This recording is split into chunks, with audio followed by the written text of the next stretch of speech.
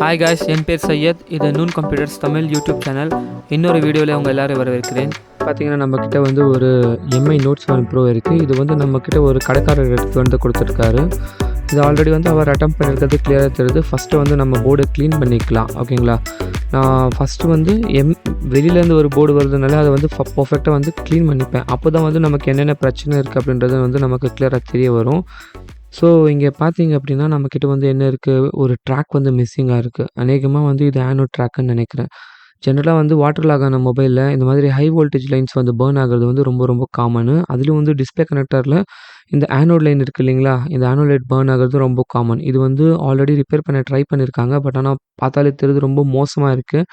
So வந்து இது எப்படி வந்து சால்வ் பண்ண போகிறோம், என்னென்ன ஸ்டெப் ஃபாலோ பண்ண போகிறோம் அப்படின்னு சொல்லி பார்க்க போகிறோம்.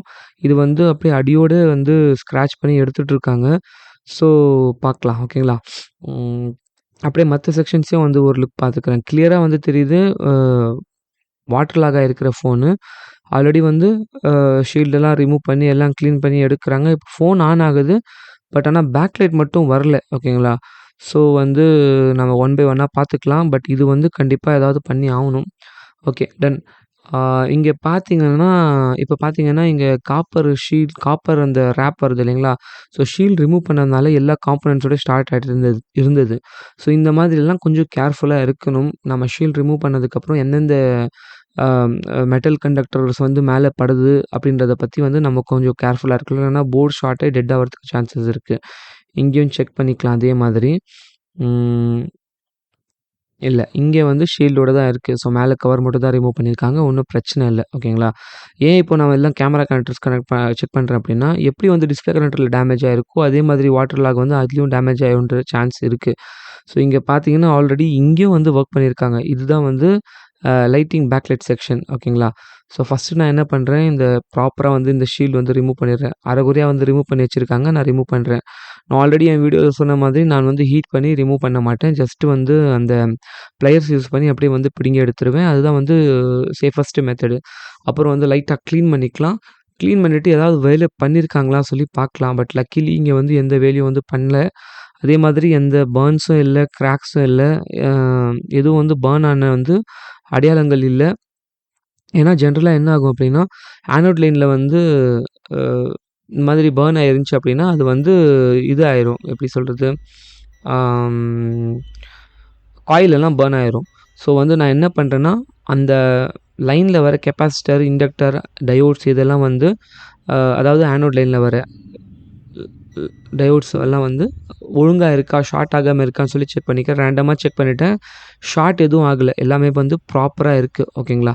ஸோ அடுத்து என்ன பண்ண போகிறேன் அப்படின்னா, நான் வந்து இந்த ஓகே, டன்.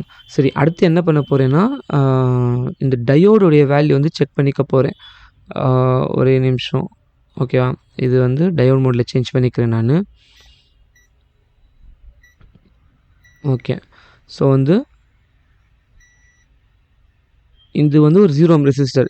இதுவும் வந்து கரெக்டாக இருக்குது. ஜென்ரலாக வந்து தண்ணி விழுந்த ஃபோனில் இதுவும் வந்து பர்ன் ஆகிறதுக்கு சான்சஸ் இருக்குது. ஸோ வந்து இது ஒன்று செக் பண்ணியாச்சு. காமனாக ஃபெயில் ஆகிற பாயிண்ட்டு அந்த 0 ohm ரெசிஸ்டரு. அதே மாதிரி நீங்கள் பார்க்கலாம், இந்த லைன்லேருந்து இப்படி வருது.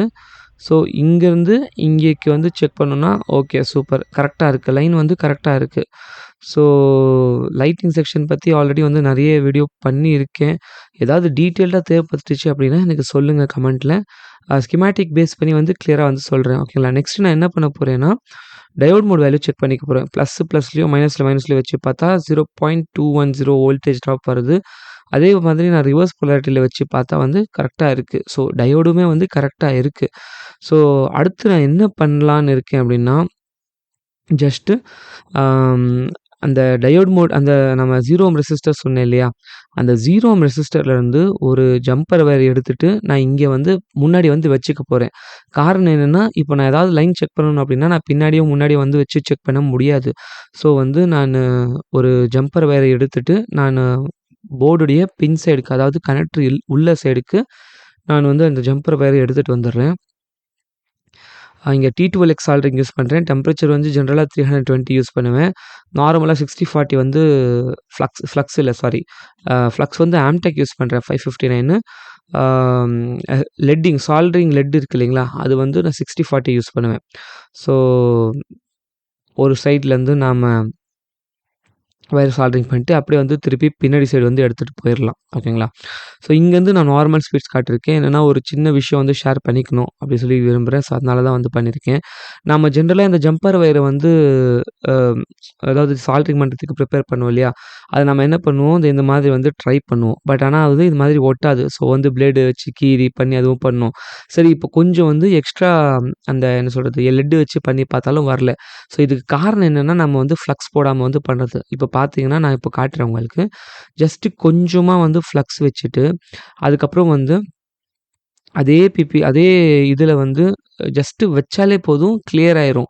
ஸோ பிகினர்ஸ் வந்து நெறைய பேர் இந்த இடத்துல வந்து ஸ்ட்ரகிள் பண்ணுவீங்க. எப்படி வந்து அவங்களுக்கு என்ன சொல்றது, அந்த ம் அ அந்த வயர வந்து இன்சுலேஷன் இருக்கிறத வந்து ரிமூவ் பண்றதுல நெறைய பேர் வந்து கஷ்டப்படுவீங்க.